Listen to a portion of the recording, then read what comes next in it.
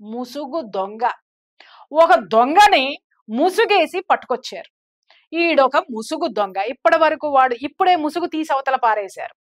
జనమంతా కూడా, ప్రభుత్వం కూడా ముందుకు వచ్చి వీడొచ్చేసి నేనే అని ఎంత పెద్ద స్టోరీ వెళ్ళాడు. నా చేత్తో 100 శవాలు పాతేశాను. ఆ 100 శవాలన్నీ ఆడపిల్లలవే. ఆడపిల్లల ఒంటి మీద ఫలానా ఉన్నాయి, ఘాట్లున్నాయి, అత్యాచారాలు చేశారు. నా మనసు ఒప్పుకోలేదు. నేను దాన్ని బ్లాస్ట్ అవ్వడానికి వచ్చాను.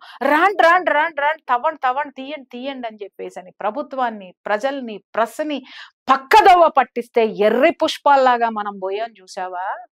చాలా మంది అడిగారు, ప్రియా చౌదరి ధర్మస్థలం మీద ఎందుకు మాట్లాడవని. చాలా మంది ఫ్రెండ్స్ కూడా అన్నారు, ప్రియా చౌదరి ఎందుకు రిక్వెస్ట్ చేయను. అరే పిచ్చ పీపిల్లారా, ఒక జర్నలిస్ట్ని ఏది ఫేకో ఏది రియలో ఇంకొక విషయం కూడా నేను చెప్తున్నాను.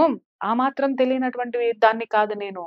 ఎప్పుడైనా సరే జరగగానే ముందుకు పడిపోయి వ్యూవర్షిప్ కోసం నేను ఎప్పుడు మాట్లాడలా. వాస్తవాలు తెలిసిన తర్వాతనే నేను మాట్లాడతాను.